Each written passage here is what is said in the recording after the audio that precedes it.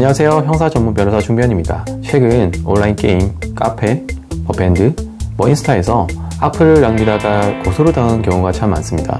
애인과 헤어졌다고, 상사한테 혼났다고, 로또에 당첨되지 않았다고, 기분이 좋지 않아서 막 악플을 남기는 경우가 많은데요. 악플을 남긴 다음 이를 잊고 행복하게 2-3개월 잘 사시다가 법무법인이나 수사기관으로부터 고소를 당했다라고 전달을 받는 경우가 있어요. 그럼 그때부터 걱정이 찾아오고 지옥이 시작됩니다. 명예훼손이나 모욕은 무엇인지, 무엇이 쟁점이 되는지, 고소를 당했을 때 대처 방법은 무엇인지 모두 정리를 해보았습니다. 그러니 꼭 끝까지 시청해주세요. 명예훼손은 불특정 또는 다수인이 알 수 있는 상황에서 사실 또는 허위의 사실을 적시해서 사회적 평가를 훼손할 만한 이런 말들을 하는 경우를 말합니다. 쉽게 말해서 비방할 목적으로 사실관계를 적으면 명예훼손이 될 수 있는 것입니다. 그리고 모욕은 다른 사람을 경멸, 조롱, 비하하는 말들을 말을 하는데요. 예를 들면 쌍시옷이 들어가는 욕이나 아니면 니은자가 들어가는 욕 또는 이에 준하는 욕을 말을 합니다.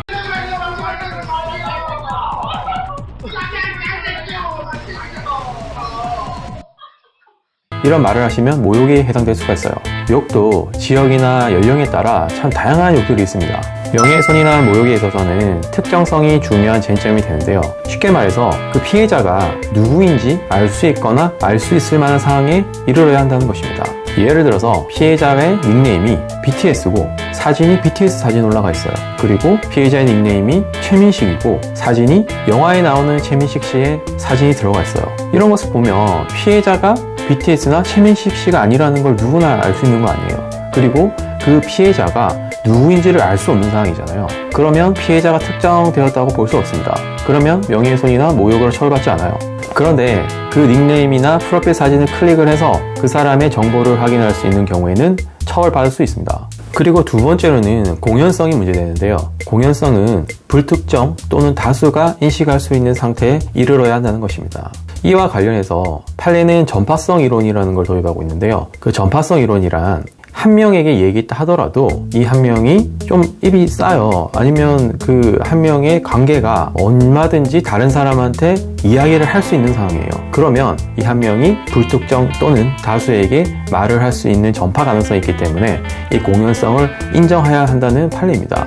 주변에 입이 매우 가벼운 사람들이 있습니다. 이런 사람들에게 한 명한테만 얘기를 한다 하더라도 이 사람한테 이야기를 하면 나의 주변 모든 사람들이 알 수 있게 되는 이런 상황이라면 전파 가능성이 있는 것입니다. 오히려 불특정 다수보다 더 전파를 잘할 수도 있어요, 이런 사람이. 그리고 공연성에 대한 그 판례를 좀 살펴볼 필요가 있는데요.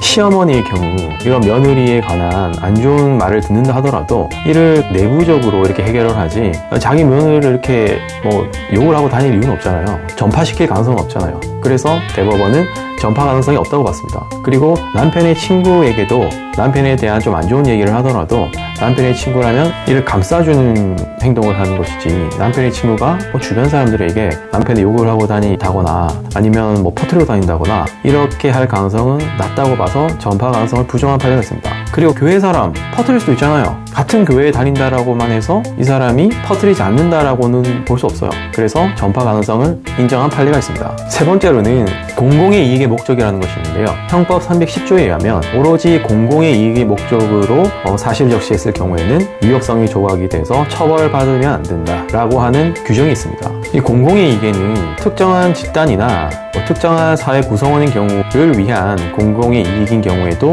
포함됩니다. 예를 들면 특정한 목적의 카페나 밴드 그리고 특정 교회, 특정 학교의 경우에도 공공의 이익에 해당되는 집단이 될 수가 있습니다. 그럼 명예훼손이나 모욕으로 고소를 당했을 때는 어떻게 대처해야 되는 것이냐?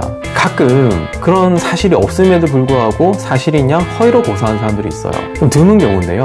이런 경우에는 무고죄로 맞고소를 하셔서 정의 구현을 하셔야 됩니다. 나와 상대방의 관계가 좀 좋지 않다는 걸 이용해서 사실이 아님에도 불구하고 사실인 양 명예훼손이나 모욕으로 고소하는 사람들이 있어요. 이런 경우에는 합의할 이유가 없습니다. 무고죄를 고소해서 진실을 밝혀내고 정의 구현하셔야 됩니다. 그것이 아니라 뭔가 좀 애매하다. 나도 뭔가 좀 잘못한 부분이 있다. 이게 경우에 따라서는 이게 유죄가 될 수도 있고 경우에 따라서는 무죄가 될 수도 있을 것 같다. 이런 경우에는 일단 사과를 하시는 게 좋을 것 같습니다. 이러한 상황에서 고소를 당한 경우 경찰 조사를 받아야 되고 경우에 따라서는 재판을 받아야 되고 그리고 형사처벌을 받을 수도 있습니다. 다행히 무죄가 나온다 하더라도 그런 과정을 다 거쳐서 무죄가 나올 수 있는 것입니다. 그리고 무죄를 받기 위해서 변호사를 선임해야 될 수도 있어요. 그럼 또 비용이 문제겠죠. 상처뿐이 영광이 될 수 있습니다. 이렇게 이르지 않도록 만약에 내가 사과를 해서 마무리가 될 수 있으면 사과를 하고 마무리하시는 것이 좋습니다.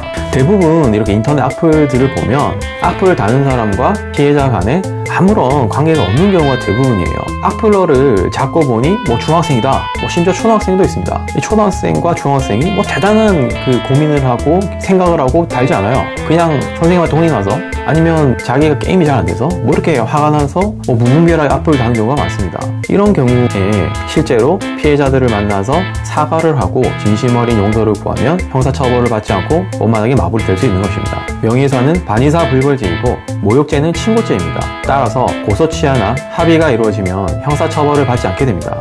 그런데 내가 뭐 좀 잘못 걸렸다, 뭐 제대로 걸렸다, 아무리 내가 용서를 구해도 날 용서해 줄 것 같지 않다, 뭔가 날 대단히 안 좋게 보고 있다, 이러면 사실 준비를 하셔야죠. 앞서 제가 말씀드렸던 특정성, 공연성, 비방의 목적에 대해서 내가 해당되지 않는 부분이 있는지를 살펴보고 그런 부분이 있다면 방어를 하실 수가 있습니다. 그러나 아무리 봐도 명백하다, 내가 봐도 이건 명백하다, 명예훼손이나 모욕에 해당되는 것 같다, 이러면 계속해서 용서를 구하는 것이 맞습니다. 그러면서 선처를 구할 수 있는 정상 참작 자료, 반성문이나 탄원서 이런 것들을 제출하시는 게 오히려 더 좋아요. 나는 별거 아니라고 생각을 하고 대수롭지 않게 하는 말일 수도 있어요. 그런데 이것들이 모여지면 상대방에게는 큰 피해와 충격을 주는 일이 될 수 있습니다. 나의 그 생각 없는 말, 부주의한 말 하나가 형사 고소로 이어질 수가 있어요. 그러니 애초에 명예훼손이나 모욕 행위는 해서는 안 되는 것입니다. 생각 없는 분풀이 하셔서는 안 되는 것입니다. 왜 그런 행동을 하시는 거예요, 대체? 다음번에는 억울하게 명예훼손으로 기소가 돼서 재판을 받았는데 무죄를 선고받은 사례에 대해서 한번 돌려볼 예정입니다. 끝까지 시청해주셔서 감사합니다. 좋은 하루 보내세요.